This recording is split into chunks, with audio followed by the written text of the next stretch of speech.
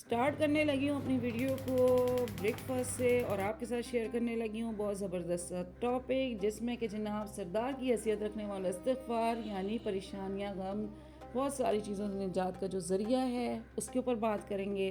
साथ में आजकल जो है बहुत सारी वीडियोस नज़र आ रही हैं रमज़ान प्रेप से रिलेटेड, बड़ी ज़बरदस्त लगती हैं। यकीन करें बहुत टाइम सेव होता है। एक ज़माने में मैं समझती थी यार ये क्या करके रखना, हर दिन तो काम करना होता है, लेकिन जब मैंने आहिस्ता आहिस्ता ये चीज़ें करनी शुरू की तो मुझे अंदाज़ा हुआ कि ये बहुत ज़रूरी हो जाता है और आपका टाइम जो सेव होता है इससे आप ही को फ़ायदा होता है, क्योंकि सहरी आपने बनानी है, इफ्तार आपने बनानी है और इसमें आप टाइम सेव कर रहे हैं तो किस लिए कर रहे हैं कि आपको इबादत का मौका मिल जाता है। और इबादत के लिए ही तो ये महीना आता है और इसमें हमारे बहुत सारे काम होते हैं, लेकिन वही बात है कि हम लोगों ने अपनी सहरी इफ्तारी इतनी फैंसी बना ली है कि अब हमें इसके लिए ये बहुत कुछ करना पड़ता है।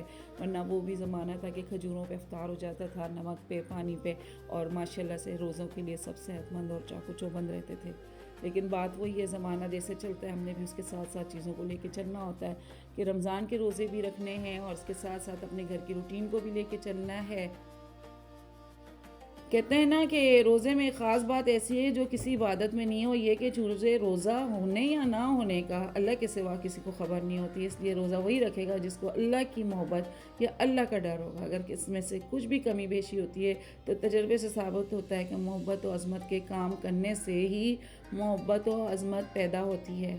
इसलिए रोज़ा रखने से कमी पूरी हो जाएगी और ज़ाहिर है जिसके दिल में अल्लाह ताला का खौफ और मोहब्बत होगी वो दीन में कितना मजबूत होगा और उसने जो है रोज़ा रखने में दीन की मजबूती की खासियत साबित हो जाएगी।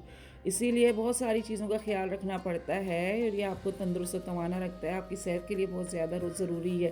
इसके साथ साथ जो बात करने लगी हूँ मैं आज ही सैयदुल इस्तिग़फ़ार के ऊपर पहले बात करते हैं, क्योंकि टॉपिक मेरा आज यही था कि आपके साथ जो है ना ये बात कहते हैं ना सरदार की हैसियत रखने वाला इस्तिग़फ़ार है।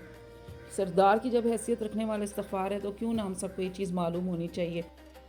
हज़रत शदाद बिन अवस रज़ियल्लाहु तआला अन्हु से रिवायत है कि रसूलुल्लाह सल्लल्लाहु अलैहि वसल्लम ने फरमाया कि सैयदुल इस्तिग़फ़ार यानी सबसे आला इस्तिग़फ़ार ये है कि बंदा अल्लाह के हुज़ूर में यूँ अर्ज़ करे। मैं वो अल्फ़ाज़ आपके साथ शेयर करूँगी और उसकी ट्रांसलेशन भी शेयर करूँगी ताकि आप लोगों को आसानी हो जाए कि अल्लाहुम्मा अंता रब्बी ला इलाहा इल्ला अंता खलक़तनी व अना अब्दुका व अना अला अहदिका व वादिका मस्ततातु अऊज़ु बिका मिन शर्रि मा सनातु अबू लका बिनिअमतिका अलैया व अबू बिज़ंबी फ़ग़फ़िरली फ़इन्नहु ला यग़फ़िरु ज़ुनूबा इल्ला अंता। इसकी ट्रांसलेशन कुछ इस तरह से, ए अल्लाह तू मेरा रब है, तेरे सिवा कोई माबूद नहीं, तूने मुझे पैदा फरमाया, मैं तेरा बंदा हूँ, तेरे अहद पर और तेरे वादे पर कायम हूँ।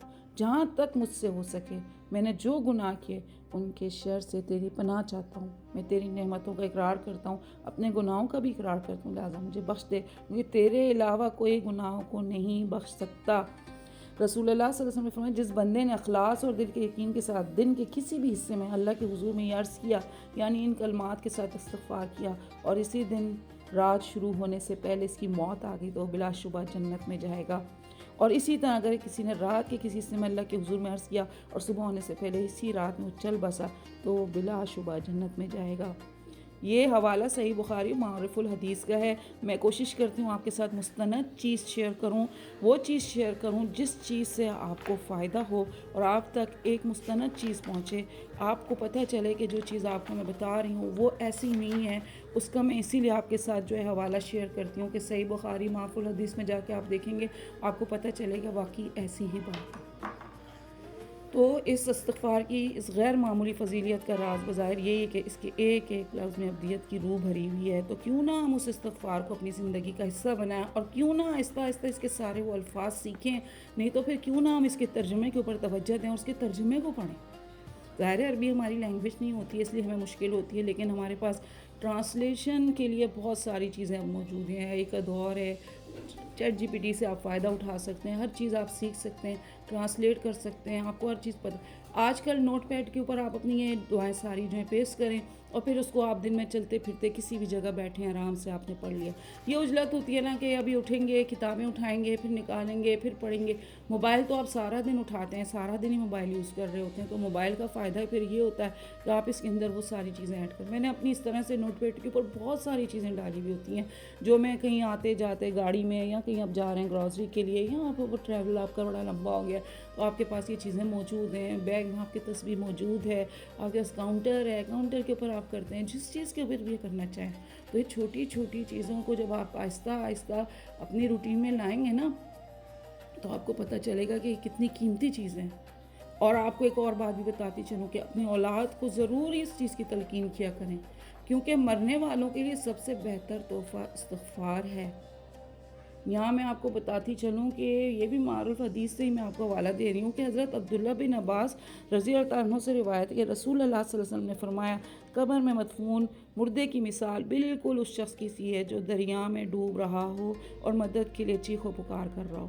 وہ بیچارہ انتظار کرتا ہے کہ ماں باپ یا بہن بھائی یا کسی دوست آشنا کی طرف سے دعائے رحمت و مغفرت کا تحفہ پہنچے.